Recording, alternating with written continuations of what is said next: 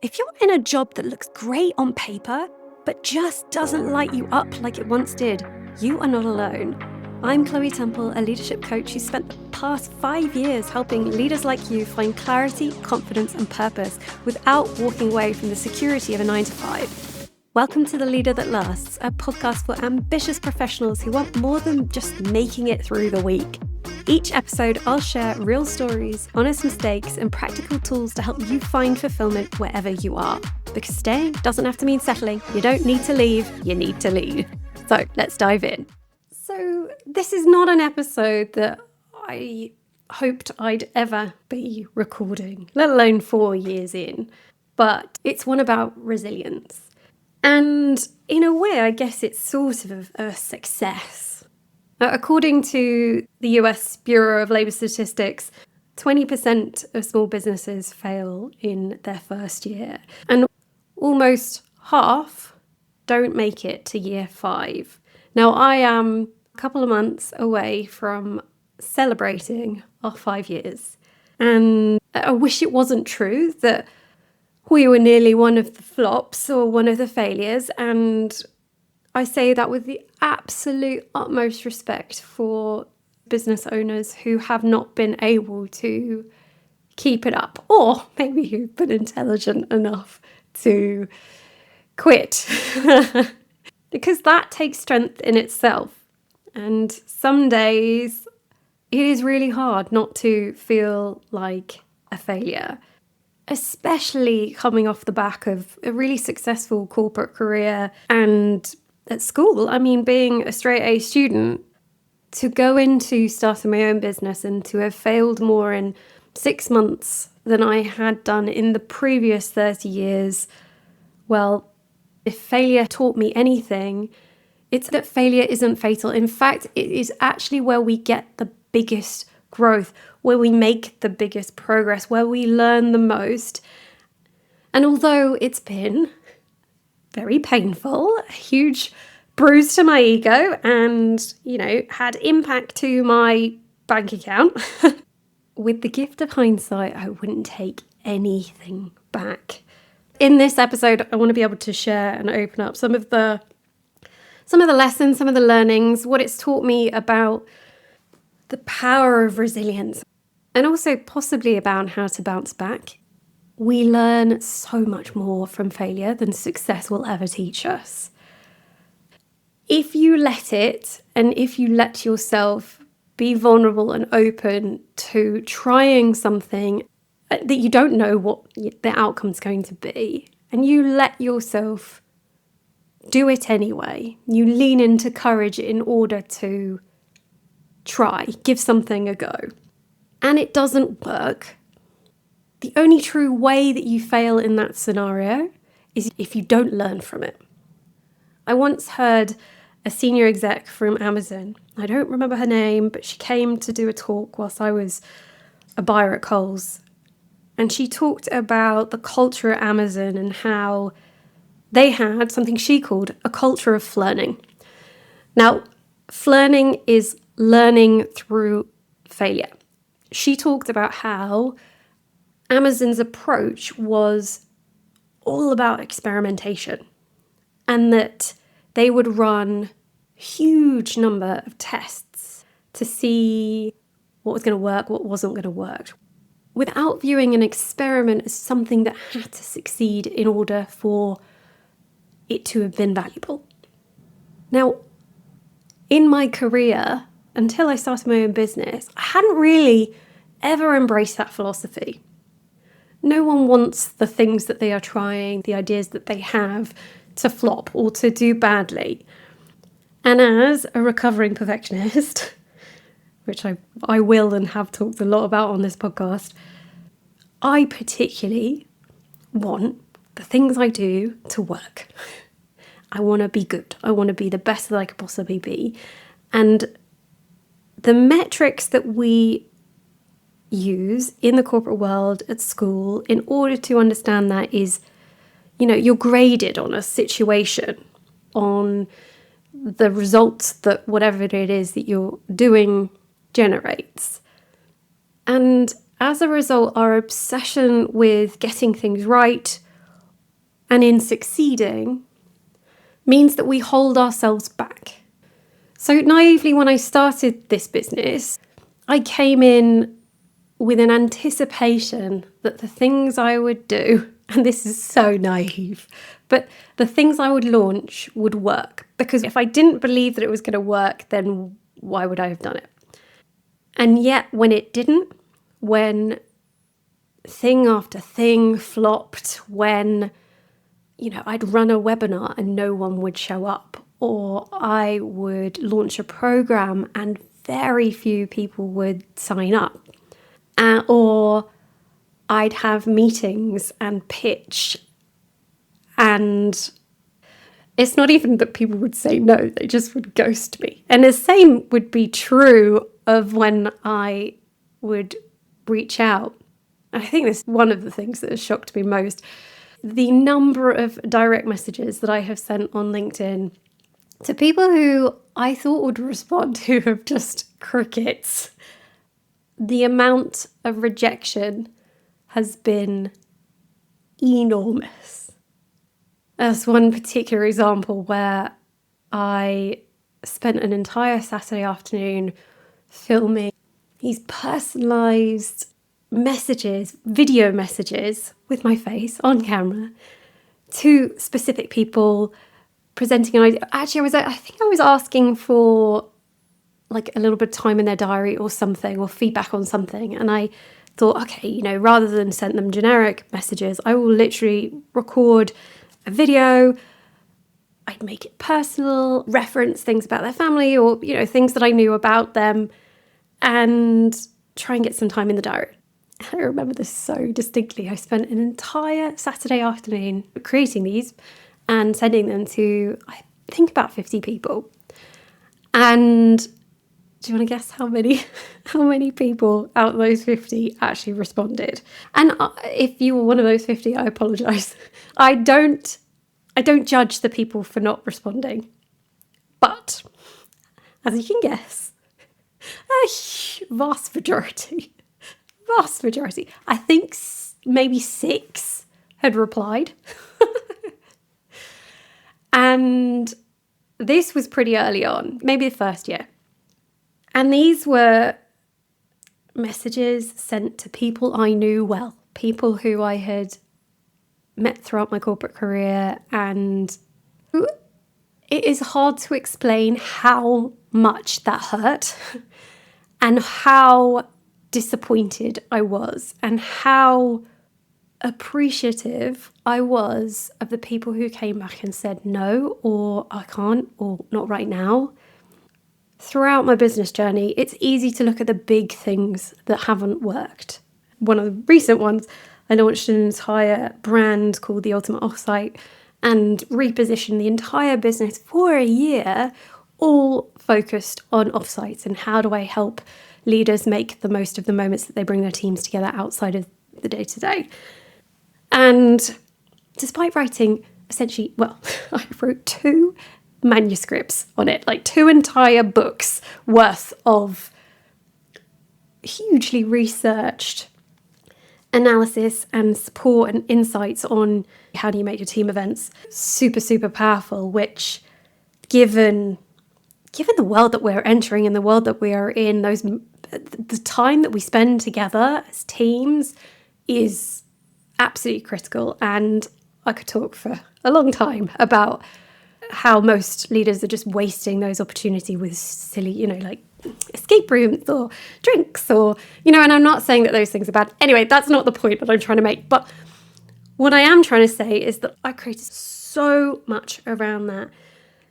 I mean, hundreds and hundreds of LinkedIn messages, loads of articles, again, 2 entire book manuscripts. I've created an entire YouTube channel on it. I filmed long form content, sent direct messages, got on calls with people. Just the amount of effort that went into that project was enormous. And okay, it failed in the sense that it was just not financially viable. It was just not connecting, trying to help people see that the ROI on investing some time on that was enormous. Anyway, I digress. It's easy to look at the big things like that have failed. But the ones that hurt more have been the small things, the micro rejections. And this is where I have had to learn to not take it personally and to build up such a reservoir of resilience and to continue to bounce back regardless of the disappointments. Now, I really wanted to bring some practicality to this episode. So when I was reflecting on it, there's 4 things that failure taught me. So the first I'm going to say is non-attachment. And specifically, I'm talking about non-attachment, particularly around your self-worth and detaching the outcomes of whatever it is that we're trying to achieve to who we are and our value as a human. One of my core wounds or challenges, and this is so common, so most people have this really if you dig down into it, is a fear of not being good enough. And one of the traps that I have got into over the last 4 years is this attachment between success or something succeeding and my value.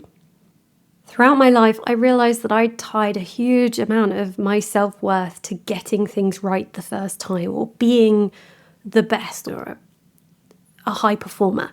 And therefore, my sense of self-worth was so tied to outcomes, things that I can't necessarily control. I can attempt to influence the likelihood of someone buying something by positioning it really effectively, understanding who they are, etc. But I can't control it. If we use the examples of DMs, people not messaging me, that isn't about me. And in fact, they're probably so enormously busy and things are going on in their own lives that it is crazy to make that personal. And this plays into this concept of not getting attached to the outcomes of the tests or experiments or things that you are doing. Even calling them tests or experiments is a kindness that I do to myself. And actually, I think it's just clever anyway, because it just puts less pressure on them around forcing something to work. So using language, I use language like, I'm going to play with this, or I'm experimenting with this, or I'm trialing, or I'm testing. The reason I use that language is because when you make something so big that it feels like it needs to be right, you almost set it up to fail. So lesson number 1 is around non-attachment. The second is around adaptability. And this really ties into that concept of experimentation or holding something with a lightness that allows you to pivot or adjust, or just because something hasn't worked doesn't mean that you quit entirely, that you tweak or change or grow or learn. Adaptability goes hand in hand, I suppose, with non-attachment, because if you get too attached to, I often think about this in terms of goals and goal setting and how people, when they're setting goals, tend to get too attached to the strategy of how they're going to achieve an outcome rather than the outcome itself. So an outcome could be, I want to feel really, really good in my body. A strategy could be, I'm going to go to yoga 3 times a week. There are many different ways that you can feel really good in your body. Being adaptable and adaptability is key in order for us to get the outcome that we want. And really what's got me to almost year 5 is being super clear on the vision and the difference and the why behind this business, yet staying non-attached and being adaptable to the strategy in order to get us there. Now, one of the big lessons that I've learned is around adapting quicker and learning faster, let's say. Because if you take a lighter mindset to the things that you are doing or attempting, your attempts, your experiments, you become less attached to the strategy, more adaptable to making it work, and you're much more likely, therefore, to achieve the results that you want. Which brings me to the third thing failure's taught me, which is the importance of mindset. Now, I am going to talk so much about the importance of belief on this podcast, but beliefs, they're part of our mindset. And you're probably familiar with the concept of growth or fixed mindset from Carol Dweck. Now, resilience requires a growth mindset. It's less black and white thinking. When you're in a growth mindset, it's right, okay, this didn't work this time. What can we learn for this? One of the best examples that I have heard of this is an amazing entrepreneur called Sarah Blakely, who's the founder of Spanx. I think she was the first self-made female billionaire or something like that. Amazing human. Now, what I've heard Sarah talk about is that when she was little, when she would come home from school every day, her dad would, instead of asking her what went well that day, how she had succeeded, he wanted to hear from her every single day something she'd failed at. I find this story amazing. He was disappointed if she hadn't got something that she had tried, tested, and it hadn't worked. And he celebrated the failures or the tests or those experiments more so than the things that she got right. What an incredible mindset shift for a young person. The fourth lesson from failure is self-compassion. And this is not making it wrong that failure still stings. That actually avoiding those feelings, avoiding the emotional response is probably not that effective either. What I've learned to do is really to allow a little bit of, okay, right, this hurt, this is disappointing, and then to move on regardless. I think it's Brené Brown who talks about courage. You'll hear me talk a lot about her philosophy on what a leader is and what it means to be a leader, and courage is absolutely pivotal to that. And true courage is really staying in the arena even when you're bruised, even when you're hurting, even when the graveyard of failures or experiments have not worked, to stay in the game. And what allows us to do that is through self-compassion and knowing that it's okay to feel hurt, upset, disappointed, but yet to not let that hold us back from giving another hot shot. Now, I choose to be in the arena, and I hope that this podcast is, and designed it to encourage other people into the arena, not through entrepreneurship, don't recommend it, but through whatever leaning into courage looks like for you. It might be asking for what you want. Maybe it's a pay rise. Maybe it's some development opportunities. Maybe it's an investment in a coach. Maybe it's to shift to a 4-day week. Maybe it's to put your hand up for, a stretch assignment, a promotion. The real win is in the action that you take, not in the outcome. Because the more actions that we take, the more lessons that we're able to learn. And for me, the biggest lesson that I've learned over the last 4 years plus has been to stop letting a fear of failure hold me back from sharing, products I know for the right people will help them enormously. Now, past me has not got product market fit right on a lot of the things that I've done. But equally, I'm not 100% sure that I really gave those things the chance that they deserved. And that, for me, is a big lesson and something I will not allow to happen for this new product that I'm finally ready to launch. Now, I'm not going to cover it in any detail in this episode, but I want to give you a little sneak peek It's called The Leader That Lasts Accelerator. It's 6 weeks to elevate the authentic leader within. This isn't just another leadership development course. It's an intensive for experienced people leaders ready to stop second guessing themselves.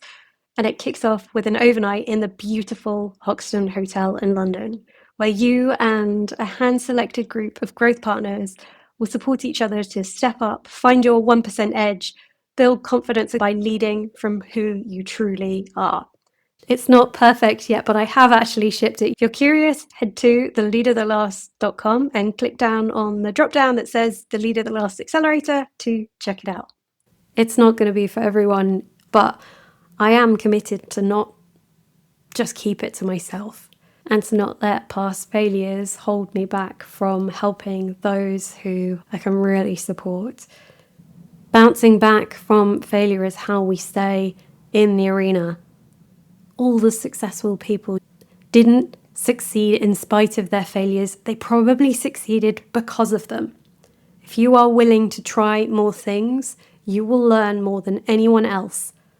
If you are willing to put yourself out of your comfort zone, despite the chance of falling flat on your face, then you exponentially increase the chance of your success. I hope you will, if any of this has resonated, and I will see you on the next episode. Bye for now. Fulfillment, impact, and a life that you actually want to jump out of bed for, even on a Monday. By listening to this episode, I hope you are one step closer to creating that and becoming a leader that lasts. Now, I want to hear from you. Pop me a DM on LinkedIn or Instagram and let me know what landed. And if you are the kind of kind-hearted leader who's willing to help me out in a big way, take a minute to rate and review the podcast. Send me a screenshot and I'll send you a juicy freebie as a big thank you. Until next time, lead, don't leave, and I'll see you in the next one.